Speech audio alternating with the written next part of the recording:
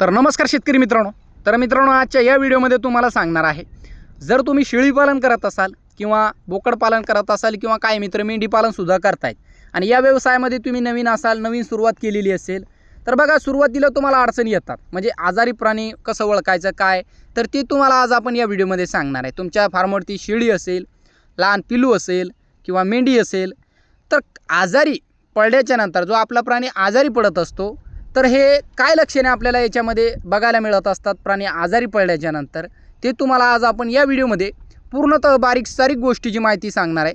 तर शेवटपर्यंत व्हिडिओ नक्कीच बघा, पूर्णतः मोकळी चर्चा होणार आहे. सुरुवात जर बघण्यात झालं मित्रांनो, तर हा जो व्हिडिओ आहे तर हा 2 टप्प्यात होणार आहे. म्हणजे एक तुम्हाला सांगणार आहे या व्हिडिओमध्ये, एक 4 ते 5 वाजता म्हणजे कम्प्लिटली 4:30 वाजलेत. आता हे पिल्ले आपले आता शेळ्या असेल हे घरी जात आहेत आपल्या शेळीवरती. तर जेवढा आपल्याला शूट करता येईल म्हणजे तवरूत तुम्हाला दाखवण्यासाठी आपण शूट केला आहे की पिल्लाची जी तब्येत आहे ती तुम्हाला व्हिडिओमध्ये बघायला मिळेल. आणि त्याच्यानंतर पिल्लू रिकवर झाल्याच्यानंतर सुद्धा तो सुद्धा व्हिडिओ तुम्हाला या व्हिडिओमध्ये पूर्णतः दोन्ही जे क्लिप आहेत ते तुम्हाला इथेच बघायला मिळेल. सुरुवात मित्रांनो, मेन मुद्दा, पिल्लू आजारी पडल्याच्यानंतर आपण कशा पद्धतीने ओळखावा, काय लक्षणे त्याच्यामध्ये बघायला मिळत असतात. बघा, सुरुवातीचा मुद्दा असा आहे, जे आपलं पिल्लू असेल किंवा आपली शेळी असेल, मेंढी असेल, जर आजाराला बळी पडली असेल, तर बघा फिरस्तीमध्ये तुम्ही काम करत असाल, माझं स्वतः फिरस्ती शेळीपालन आहे, तर तो पिल्लू शेळ्यांच्या मागं राहणार. आपल्या शेळ्या पुढं चालतायत, सरतायत, तर तो पिल्लू काय करणार मित्रांनो, चारा खाणार नाही. चाराकडे त्याचं एक लक्षच नसतो. तो एक पिल्लू शेळ्यामागं चालणारा, जो एक पुढं चालणारा पिल्लू आहे तो सगळ्यात मागं चालेल. जर त्याची तब्येत खराब असेल तो सगळ्यात मागं पिल्लू चालणार आणि त्याच्यानंतर जे टायमाला शेळ्या चरत असतील थोडंफार चारा खाणार आणि बसणार पिल्लू तो. जर त्याची तब्येत खराब झाली असेल, आजारी असेल तो, तर अशा पद्धतीचे हे लक्षण तुम्हाला बघायला मिळेल फिरस्तीमध्ये. आणि सेम पद्धतीने बंदिस्तमध्ये सुद्धा तुम्ही त्याच्या आवडीचं खुराक देत असाल, आवडीचं पाला आणत असाल त्याच्यासाठी, तर ते काय करेल मित्रांनो, तुमचा जो पिल्लांचा कप्पा असेल तर ते एका कोपऱ्याला पिल्लू आपला जाऊन उभा राहील आणि अंगावरचे जे एक सर्वसाधारण चारा तर खाणारच नाही. चारा तर चांगल्या पद्धतीचं त्याचा एक लक्ष जो असतो चाऱ्याकडे कमी प्रमाणात असतो आणि तुम्ही खुराकसुद्धा दिला तर ते खाणार नाही. कारण बघा, त्याची तब्येत खराब असते, त्याला काहीच एक चांगलं वाटत नाही, त्या कारणामुळे ते खात नाही. सेम आपल्यासारखंच असतंय. दुसरा मुद्दा असा आहे की पिल्लू आजारी पडल्याच्या नंतर जे तुम्ही समोर बघताय त्याचे जे केस आहे याच्यावरून सोपी पद्धत आहे बरं का, तुम्ही इझिली ओळखू शकता तुम्ही. काही वेळेस असं सुद्धा होतं की थंडी लागते पिल्लांना, केस वरी करतात, मग त्याच्यामध्ये तुम्ही समजसाल की पिल्लू आपला आजारी आहे. हे संपूर्ण जर लक्षणे तुम्हाला याच्यामध्ये दिसत असेल तरच आपला असं समजून चाला की पिल्लू आपला आजारी आहे. एक अर्धा लक्षणे तुम्हाला याच्यामध्ये दिसायला नाही मिळाला तरीसुद्धा ओळखू शकता तुम्ही इझिली. तर बघा मित्रांनो, थंडीमुळे सुद्धा केस पिल्लं वरी करत असतात आणि हे जे पिल्लू आहे हे बघा झाडामध्ये जात आहे किंवा चारा खात नाही, या अशा पद्धतीचं पिल्लू आपलं एक आजारी आहे हे आपण तर ओळखलंच. पण एक केस जे असतात पिल्लाचे, आज रोजी जर पिल्लू चांगला असता आपला तर एकदम प्लेनमध्ये एकदम सोपडं तेल आपलं पिल्लू एक दिसत असते, क्वालिटी अंगावरची चकाकी एक नंबर पिल्लूमध्ये दिसत असते आपल्याला. असे केससुद्धा वरी नसतात. पण हे पिल्लू आपला आजारी मित्रांनो, आजारी आहे या कारणामुळे पूर्णतः केस याने वरी केलेले आहेत आणि याच्यावरून सुद्धा आपण लांब असेल पिल्लू तरी ओळखू शकतो. तर हे सोपी पद्धत आहे, अशा पद्धतीने ओळखू शकता तुम्ही. आणि जे एक तिसरा मुद्दा आहे, जो आपले पिल्लाची शेपूट असते मित्रांनो, जर पिल्लू आपला आजाराला बळी पडला असेल तर जी शेपूट असते त्या शेपटीवरून सुद्धा आपण पिल्लूची तब्येत ओळखू शकतो. पिल्लाची तब्येत शेपटीवरून सुद्धा आपण इझिली ओळखू शकतो. जर तुम्ही शेळीपालनामध्ये मन लावून काम करत असाल मित्रांनो, तर ते तर तुम्हाला आपण दाखवणारच आहे पुढच्या एक व्हिडिओमध्ये. तर मित्रांनो, कालच्या व्हिडिओमध्ये तुम्हाला आपण सांगितलं होतं की शेपूट म्हणजे जे पिल्लाची शेपूट असते त्याच्यावरून सुद्धा आपण ओळखू शकतो. बघा कशा पद्धतीने ओळखू शकतो. आज रोजी जर तुमचं पिल्लू निरोगी असेल तर त्या पिल्लाची शेपूट वरी असते, कधी तुम्ही बघा. आणि पिल्लू आजारी असेल मित्रांनो तर शेपूट पिल्लाची खाली असते. काही वेळेस असं सुद्धा होत असतं, शेळ्यांची शेपूट असेल, पिल्लांची असेल, बघा एक माशा असेल किंवा मच्छर असेल किंवा इतर काही प्राणी बेजार करत असते शेळ्यांना, मग त्या कारणामुळे सुद्धा शेपूट खाली असते बरं का.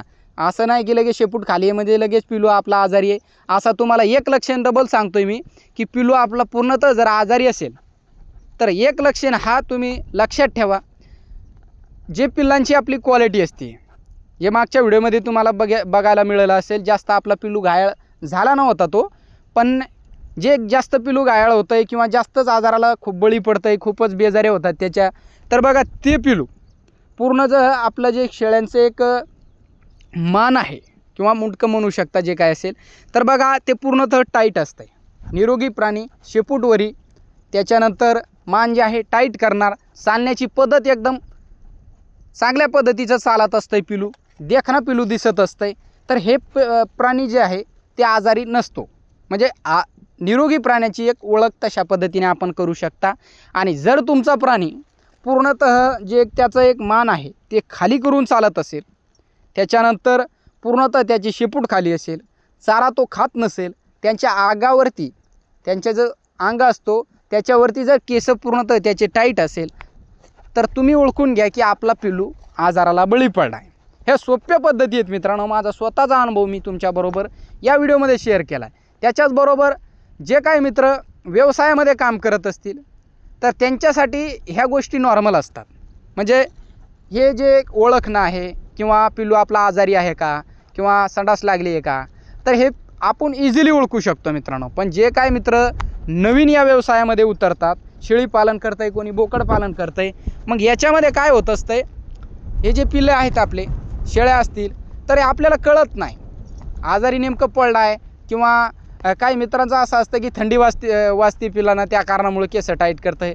हा दोन्ही लक्षणे तुम्हाला त्याच्यामध्ये बघायला मिळेल. थंडी वाजत असेल तरीसुद्धा केस टाईट करतं आहे, आणि जास्त त्याला ताप येत असेल, शेपूट खाली असेल, तर तुम्हाला जे लक्षणे आपण सांगितले किमान 2 ते 3 लक्षणे जर तुम्हाला याच्यामध्ये 2 दिसत असेल तरीसुद्धा आपण ओळखू शकता. चारा खात नसेल, एक सतत बसत असेल पिल्लू, एका कोपऱ्याला उभा असेल, तुमच्या फार्मवरती असेल किंवा शेळ्यामागं तुम्ही फिरताय, तर आजारी पिल्लू 100% दिवसभर फिरणार शेळ्यामागे. असं नाही की बसून राहील तो, 100% तो पिल्लू तुमचा शेळ्यामागं फिरणार. पण तुम्ही जर लक्ष त्याच्यावरती दिलं, केस टाईट दिसणार, शेपूट मागं जी मान आहे पिल्लाची ती खाली असते आणि पिल्लू उभं राहणार. हे आजारी पिल्लाची एक ओळख आहे. अशा पद्धतीने तुम्ही ओळखू शकता. जो मित्र मन लावून याच्यामध्ये काम करतो त्याला काही जास्त अवघड गोष्टी नाही त्याच्यासाठी.